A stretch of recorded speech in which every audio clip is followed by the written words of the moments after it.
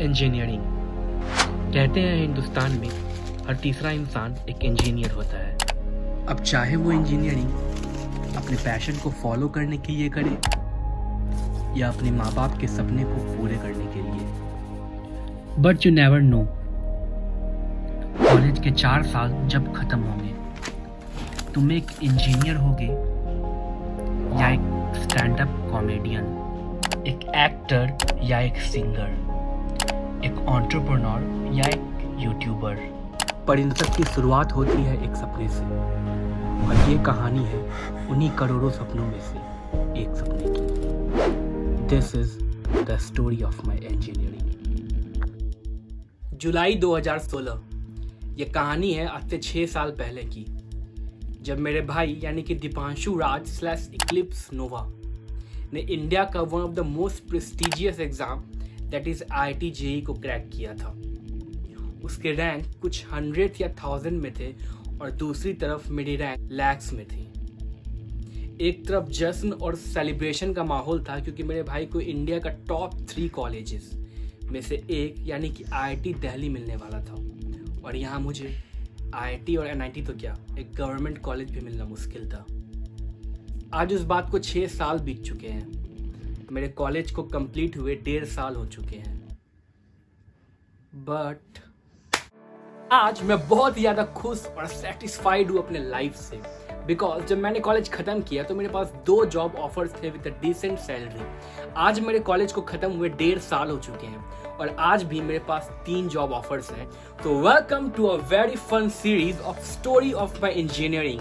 और इस सीरीज में मैं आपको 5 पार्ट में अपनी इंजीनियरिंग की स्टोरीज बताने वाला हूँ। From admission to final year, मेरे रूममेट्स की कहानी तो मेरे क्लासमेट्स की कहानी, मेरे प्रोफेसर्स की कहानी तो मेरे कॉलेज क्लासेस बंक करने की कहानी, सेमेस्टर्स की 1 नाइट स्टडी की स्टोरीज और हॉस्टल और कॉलेज में स्ट्राइक की स्टोरीज, रैगिंग की कहानी और मेरी सीनियर क्रश की कहानी, और सबसे important, how I am satisfied with my life right now even though मुझे IIT नहीं मिल पाया यार।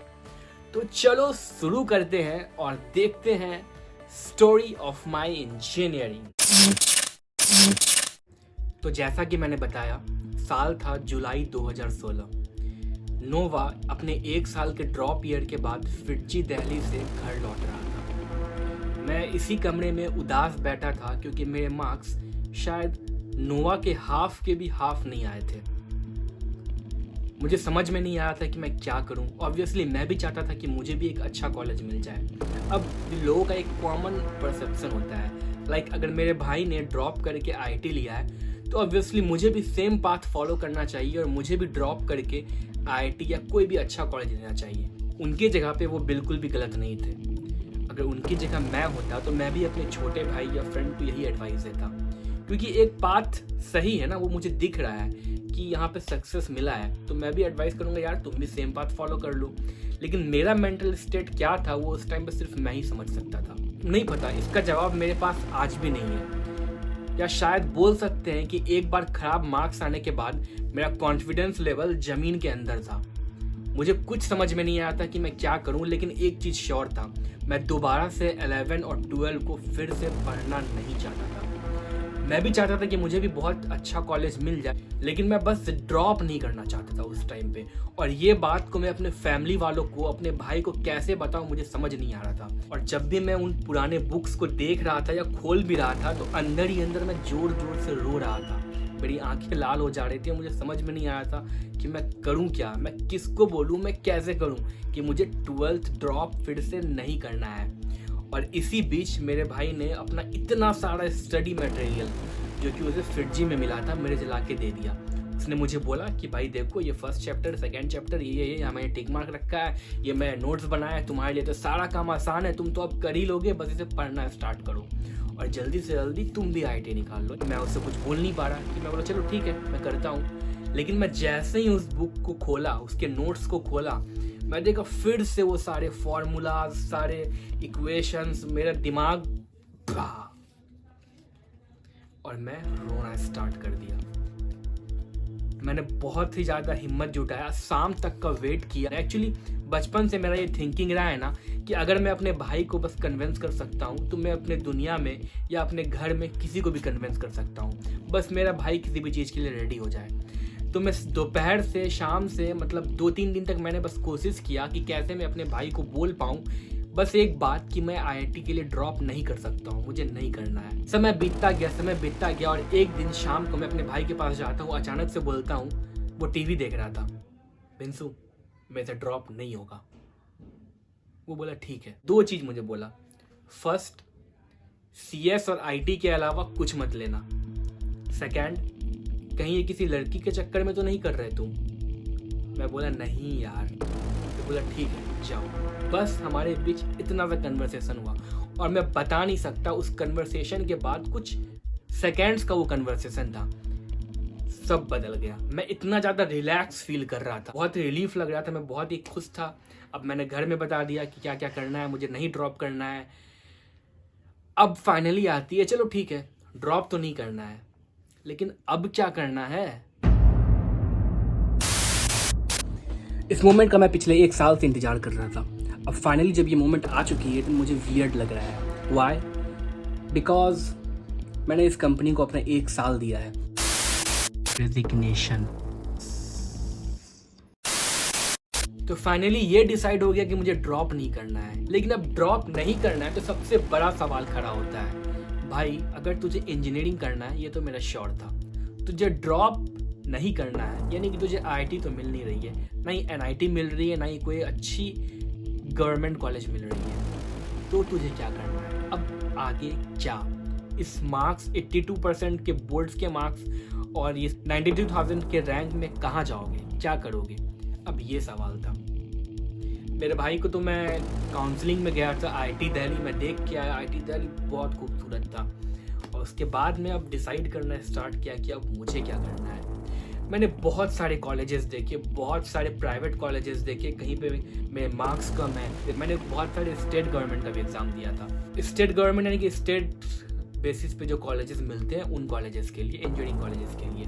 तो मुझे वो कॉलेजेस मिल रहे थे, उनमें मेरा मार्क्स अच्छा था, रैंक भी अच्छा था, लेकिन वो कॉलेज बहुत महंगे थे। तो टाइम बीतता गया, मुझे कुछ समझ में नहीं आ रहा, मैं कुछ भी डिसीजन नहीं ले पा रहा और मैं बहुत सारे एग्ज़ाम्स बस दिए जा रहा हूँ, प्राइवेट कॉलेजेस का, ये कॉलेजेस का, लेकिन मुझे बस समझ में नहीं आ रहा मैं क्या करूँ।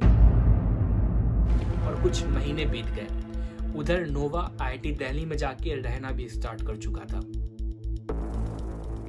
बहुत दिन बीतता चला गया, बहुत रात बीतते चले गए और मुझे कॉलेज नहीं मिला। एक दिन मेरे कज़न ने मुझे बताया उड़ीसा में एक कॉलेज है जिसका फी स्ट्रक्चर डिसेंट सा है, उसकी रैंकिंग भी टॉप 60 कॉलेजेस ऑफ इंडिया में से आती है और मैंने उड़ीसा जेईई का एग्ज़ाम भी दिया था। तो शायद तुम्हें उस कॉलेज में एक बार जाकर ट्राई करो, देखो वो कैसा कॉलेज है। एडमिशन मत करवाना, बस जाकर देख लो कि वो कॉलेज कैसा है, क्योंकि मुझे और कुछ कॉलेजेस के रिजल्ट आने बाकी थे। दोबारा से 1-2 महीने के बाद जाना, फिर एडमिशन करवाना, अभी बस जाओ और देख कर आ जाओ।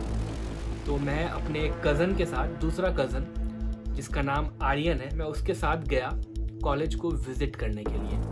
अब वहाँ जाकर मुझे पता चलता है यार सब कुछ फीस स्ट्रक्चर वगैरह तो सब कुछ सही है, बट मेरे मार्क्स के अकॉर्डिंग मुझे सीएस और आईटी ब्रांच नहीं मिल सकता है। अब मुझे याद आई बात मेरे भाई की, देख लो प्राइवेट कॉलेज से इंजीनियरिंग अगर कर रहे हो तो सीएस और आईटी के अलावा कोई भी ब्रांच मत लेना, बाकी सब ठीक है।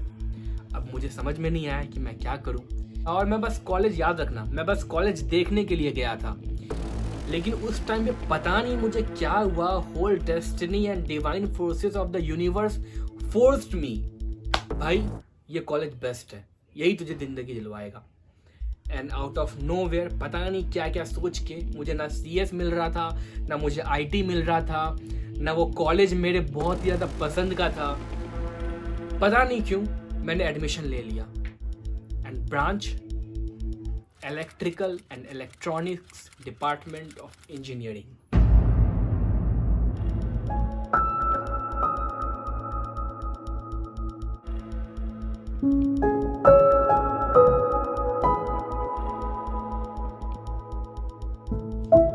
At times in life, the whole world will be against you.